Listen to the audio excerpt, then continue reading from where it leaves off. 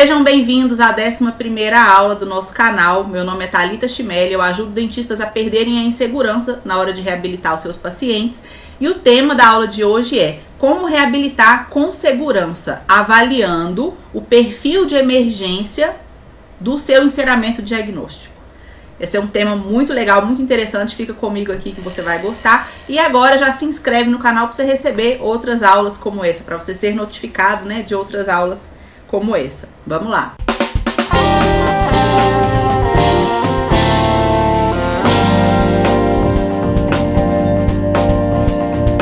Bom, eu resolvi fazer essa aula aqui para vocês depois que eu recebi o enceramento diagnóstico lá do meu consultório, avaliei e assim, achei tão bonito, fiquei tão satisfeita com aquele enceramento e já ia, porque lá no meu consultório é sempre assim, eu recebo o enceramento, eu avalio e aí eu autorizo, falo assim, pode marcar o paciente para fazer o mock-up, né? Já que o enceramento diagnóstico chegou para mim, eu aprovei, tá aprovado, pode marcar o paciente.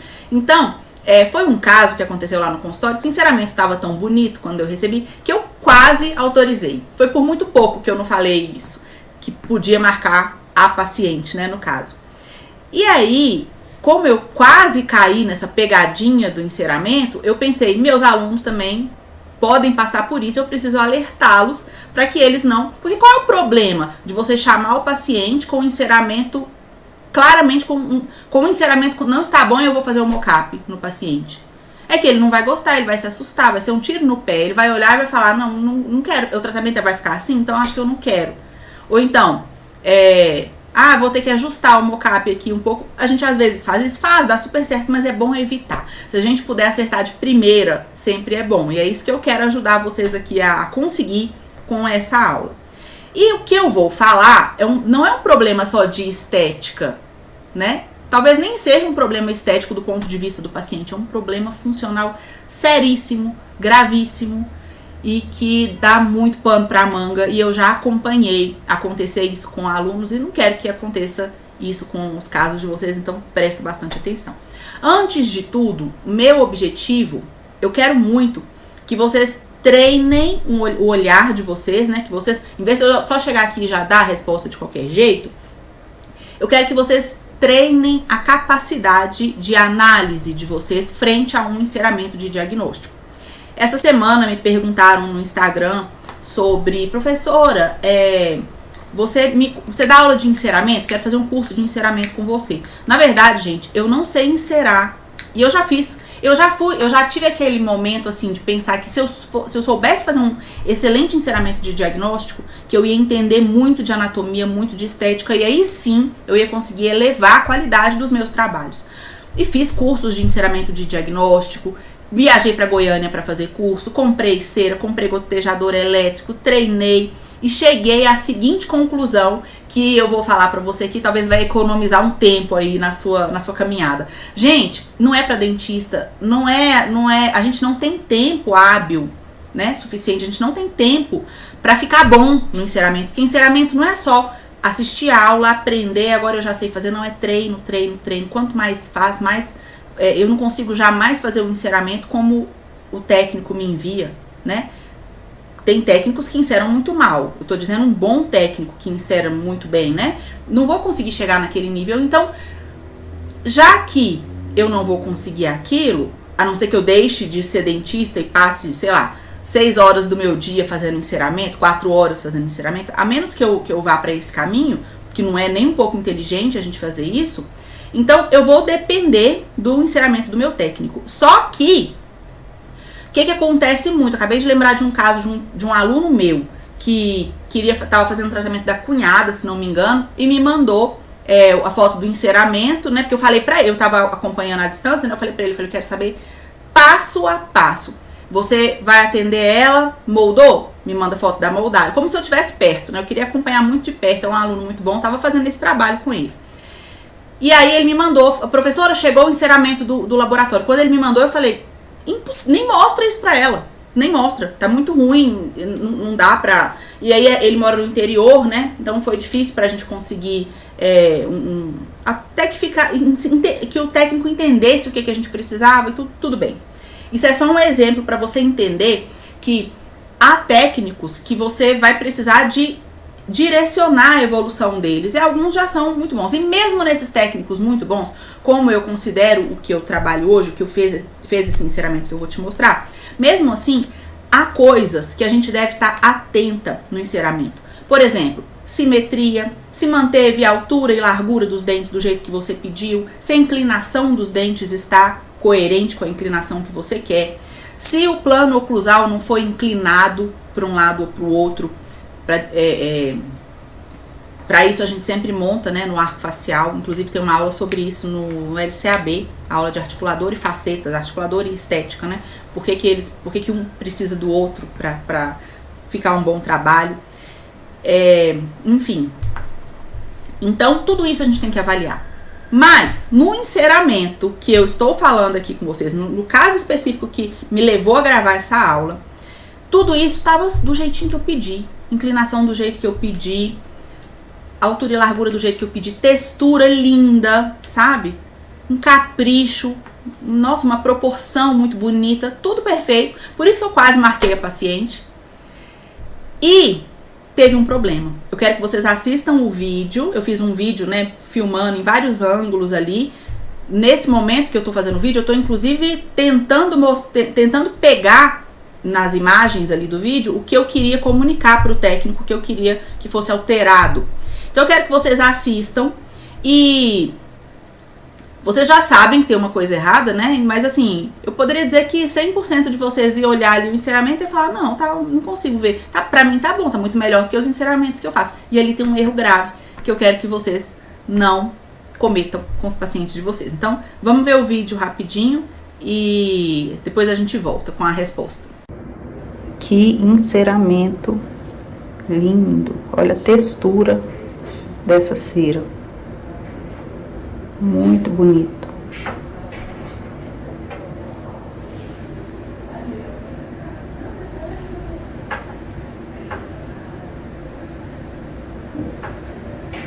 Fome, né? Mas aí vai passando o tempo, aí eu tive a Maria, depois que eu tive a Maria, nunca mais foi a mesma coisa.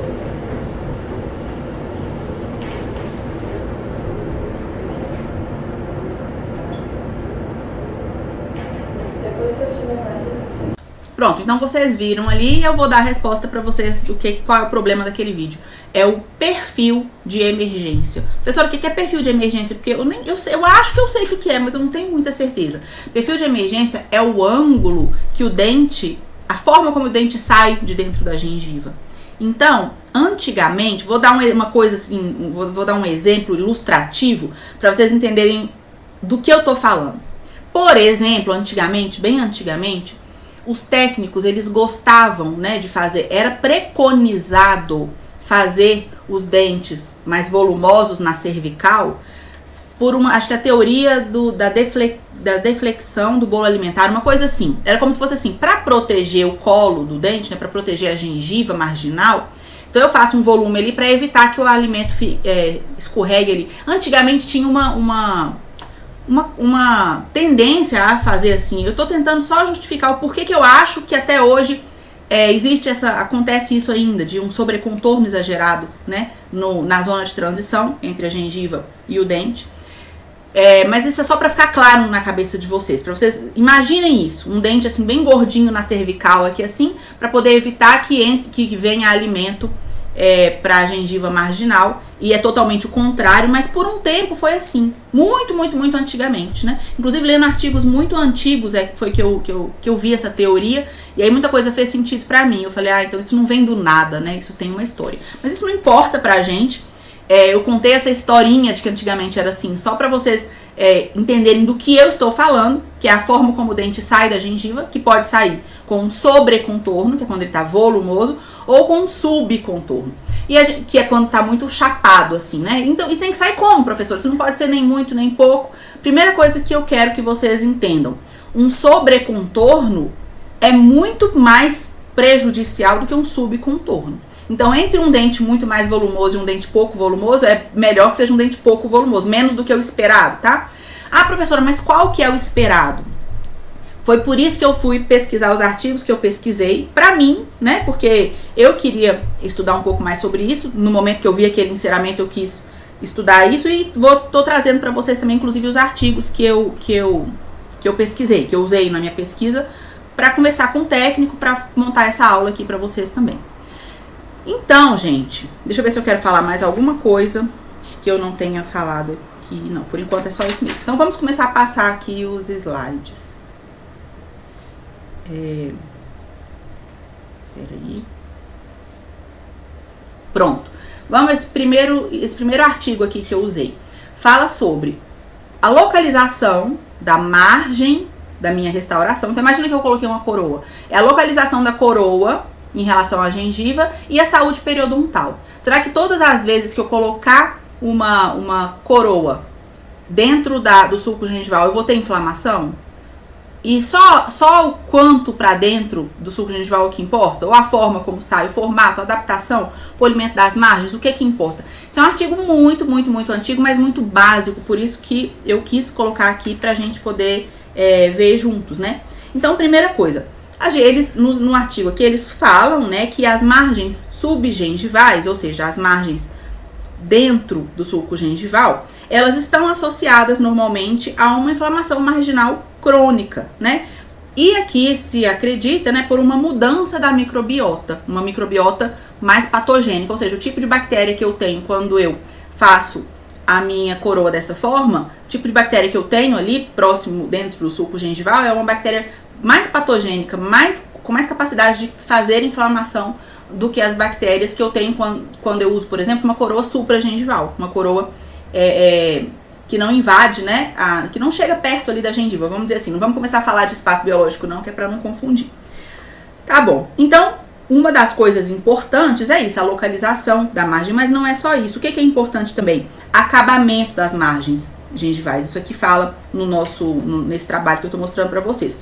Então, não adianta ter uma coroa super bonita, na posição correta e tudo, se na margem dela ela tá toda porosa. Por quê? Porque se ela é áspera, se ela é porosa nas margens da coroa, então tudo que o paciente se alimenta, as bactérias da microbiota dele, a saliva, você vai ficar sempre depositado ali naquela região, porque nem com a escovação não é possível manter aquela área limpa, né? Então vai gerar uma inflamação crônica. Então uma coisa importante que a gente vai aprender é o polimento das margens. Em que momento a gente vê isso? Lá no dia do enceramento diagnóstico? Não, lá no dia da cimentação, lá no dia da prova, que a gente vai avaliar. Mas eu quis dizer isso aqui também porque eu quero cercar os outros fatores também que podem levar à inflamação marginal gengival dos pacientes, associado a algum trabalho protético que a gente vier a colocar, coroa, faceta, né? Seja o que for. Então, primeira coisa que eu já falei pra vocês aqui é acabamento das margens gengivais. Outra coisa, adaptação. É claro que se eu colocar uma coroa e a coroa não estiver bem adaptada, vai haver um gap, vai haver um espaço entre a margem da minha coroa e o término do meu preparo. Nesse espaço vai ter placa bacteriana, é um fator de retenção de placa. Vai ter uma inflamação associada, né? Então eu também não quero isso. Então eu também preciso de boa adaptação.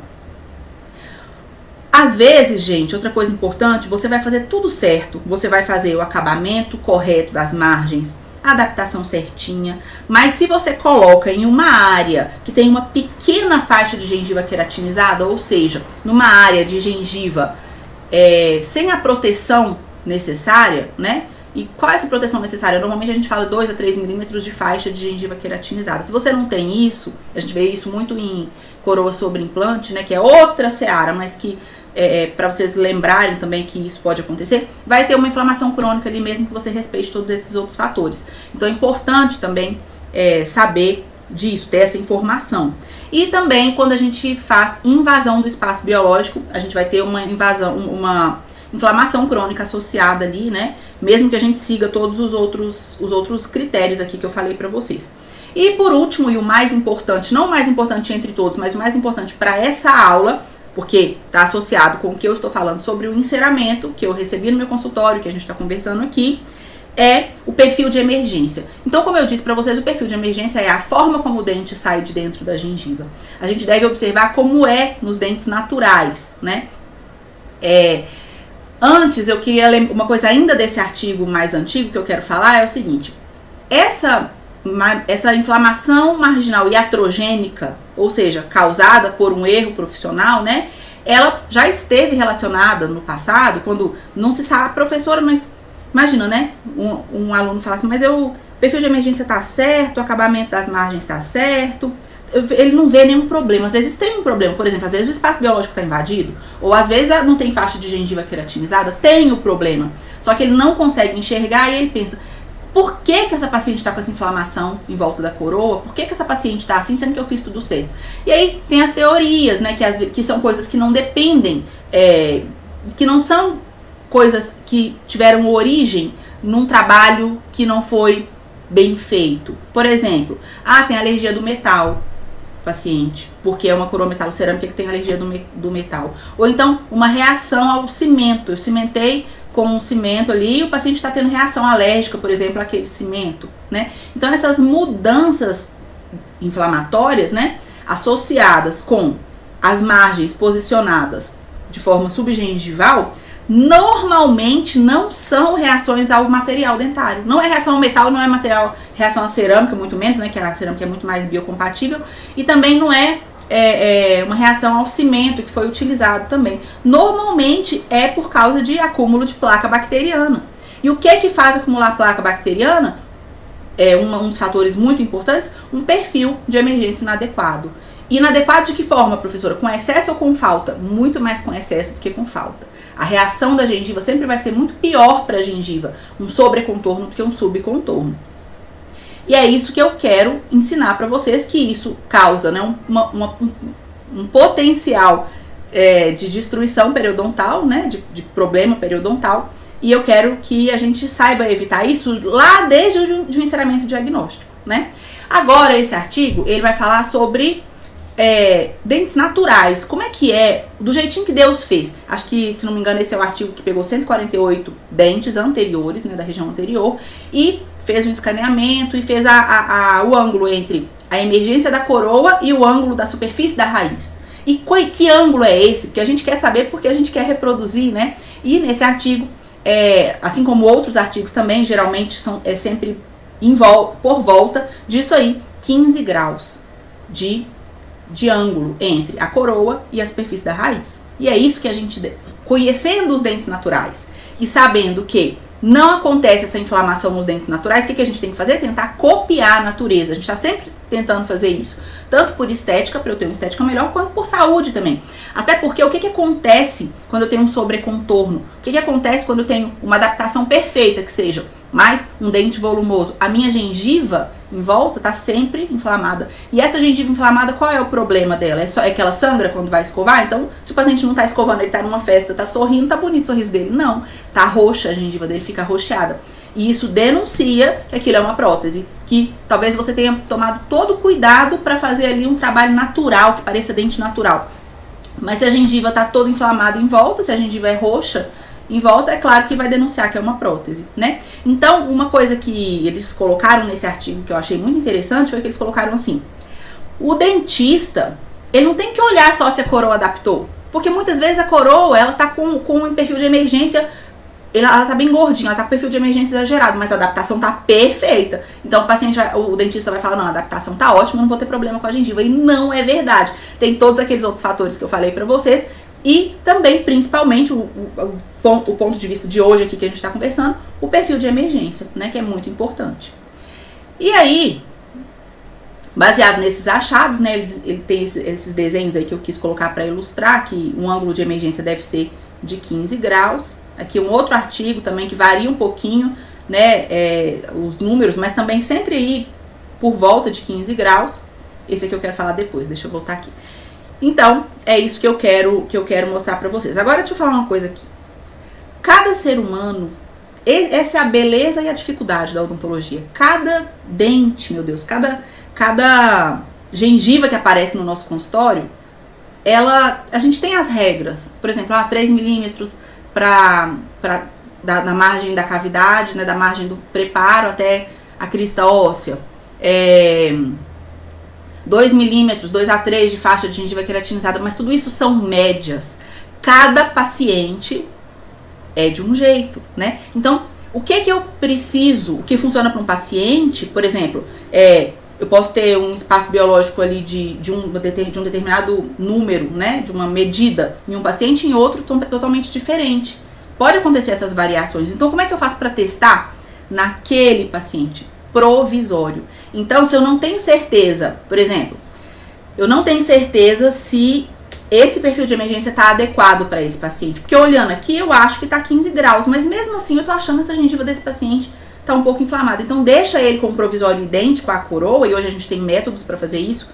Tem muralha, tem escaneamento, tem impressão, né, fresadoras, né, no laboratório. Tem várias formas da gente fazer isso, tanto formas muito tecnológicas quanto formas simples também, da gente fazer com resina bisacrílica uma muralha de um trabalho, né, feito já em cerâmica, para eu deixar aquele paciente com aquele provisório e avaliar a gengiva dele. E aí eu posso, por exemplo, no provisório, diminuir um pouco o perfil de emergência. Agora a gengiva cicatrizou, então era isso. Então 15 graus deu certo para todo mundo, mas para aquele paciente 6 graus já estava inflamando a gengiva dele. Então a importância do manejo do provisório, faça os provisórios com carinho, para que depois você colha frutos depois da sua cimentação definitiva, tá bom?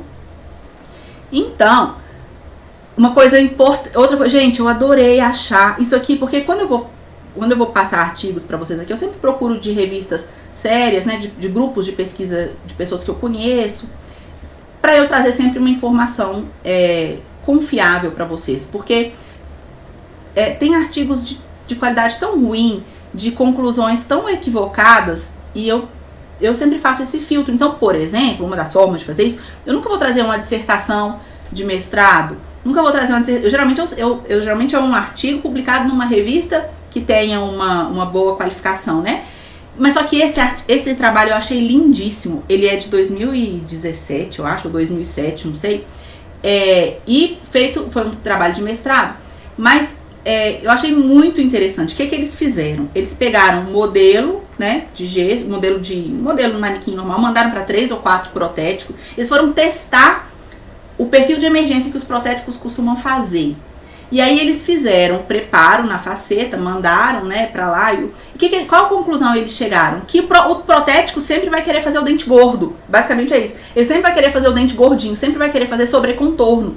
E a gente, dentista, é que tem que frear isso, porque senão isso passa direto pro nosso paciente, que vai ficar com uma gengivite crônica e atrogênica, né, e indefinidamente. E a gente vai ficar pensando que onde foi que a gente falhou no nosso trabalho, quando na verdade o que aconteceu foi a gente falhou no momento de orientação do nosso técnico, do nosso protético, né? Tá, então isso aí já foi ótimo, esse trabalho, eu já adorei esse trabalho por causa disso, porque viram que os protéticos é uma tendência mesmo, mesmo com protéticos experientes, de exagerarem no sobrecontorno, no perfil de emergência, na forma como o dente sai da gengiva, na região cervical, tá?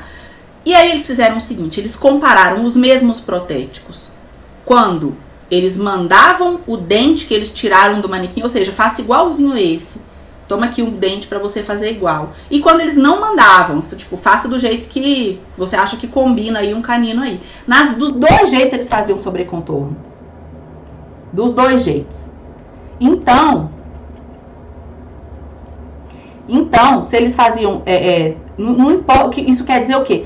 Você tem que avaliar, mesmo que você avaliou o enceramento tá bom, você gostou da anatomia do enceramento, mesmo que você tenha acompanhado todo esse processo, ainda corre o risco de no dia da cimentação, no dia da porcelana, ele te mandar aquela porcelana volumosa que não tem nada a ver com o enceramento que ele mesmo fez, porque você corrigiu. Então, assim, o mais importante dessa aula é conscientizar vocês que nós, dentistas, devemos estar atentos no momento da cimentação das nossas peças, não só no momento da prova, né, da verdade, não só a adaptação, não só a cor, não só o formato, mas também o perfil de emergência. Porque o perfil de emergência, ele não é uma coisa que acontece, que pode não comprometer a estética do seu dente. Por exemplo, eu tive dificuldade de ver esse problema no enceramento, eu tava achando bonito, né? Mas o paciente também, ele é leigo, ele vai achar bonito. O problema não é isso, o problema é que a gengiva escurecida ele não vai achar bonito. Aí disso ele vai reclamar. Isso não é um problema da gengiva dele, isso é um problema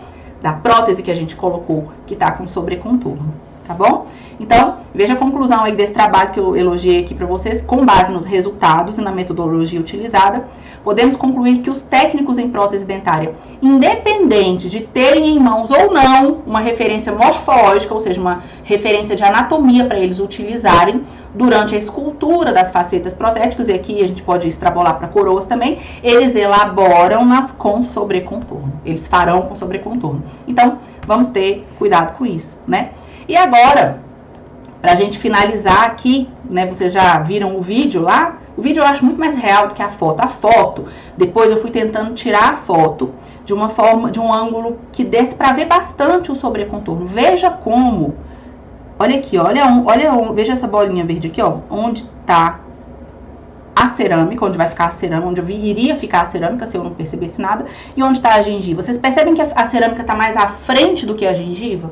Não pode acontecer isso. No máximo, isso tem que ser no mesmo eixo, né? Então, é um enceramento bonito, textura linda, mas sobrecontorno, que se eu não falasse nada, eu faço o enceramento, eu preparo, coloco provisório, aí a gengiva vai inflamar, e eu vou achar que tá inflamada só por causa do provisório, porque é provisório, né? E aí depois ele faz as porcelanas assim, porque eu aprovei o enceramento assim, eu cimento assim, e aí um mês depois o paciente volta e fala, mas doutora, agora eu tô achando, quando cimentou eu achei que ia melhorar a gengiva, mas agora eu tô vendo que minha gengiva não tá melhorando, né? E uma coisa que poderia ter sido evitada, desde antes de o paciente, por exemplo, essa paciente, eu nem sei se ela vai aceitar o tratamento. Essa é a parte inicial. Normalmente eu cobro separado, eu cobro pelo mocap. Normalmente não, nesse caso específico foi assim. Eu cobro pelo mocap, a gente vai decidir, depois, gostei, quero fazer tantos dentes em porcelana ou em resina, enfim. A gente conversa lá depois, né? Mas o que eu quero dizer é que esse erro tem que ser visto antes do paciente até decidir se ele vai fazer o tratamento ou não. Porque não é uma coisa que pode ser deixada pra ser decidida lá na frente, né? Então aqui, ó, mais nítido ainda, né, o sobrecontorno. Vocês vejam, montado em articulador, a linha média tá correta, angulação correta, proporção entre os dentes correta, tudo correto. E o perfil de emergência, quase que eu caí nessa pegadinha e não quero deixar acontecer com vocês, né? Aqui a guia canina também estava correta, muito embora eu aumentaria um pouquinho o canino inferior, porque não tá tocando no incisivo lateral. Pela foto não dá pra ter certeza, mas se eu olhasse de baixo pra cima, eu vejo que só toca no canino ali. Então, o incisivo lateral as guias foram bem feitas também, mas olha lá o sobrecontorno. Em todas as fotos agora, me chama muita atenção justamente esse sobrecontorno, que eu não vou deixar passar de jeito nenhum. E aí eu trouxe também, nessa mesma aula, um caso de uma outra paciente, que está com perfil de emergência muito adequado. Veja a diferença, eu vou voltar lá, veja a diferença do perfil de emergência desse caso para esse caso. Então eu quero treinar o olhar de vocês, e vocês olhando assim, desse jeito, as ceras, mesma cor de cera, mesma cor de gesso, mesmo protético que fez, mesma situação, mesmo dentista, vocês têm que aprender a perceber quando você está numa situação de risco, de um sobrecontorno no final do seu tratamento, ou quando você está numa situação mais segura, né, como é esse caso aqui.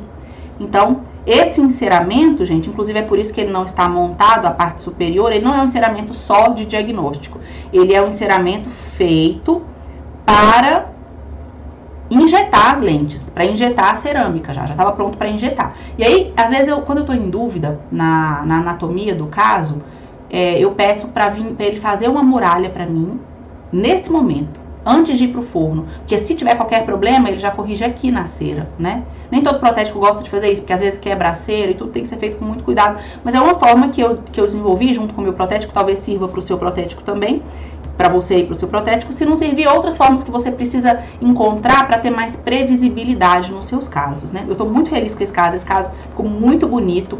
Eu provei ele ontem à tarde, aí eu já mandei encerar, né? Mandei injetar, as porcelanas injetar, maquiar e me mandar para provar, mas tá sendo muito bem conduzido, isso é muito bom trabalhar assim.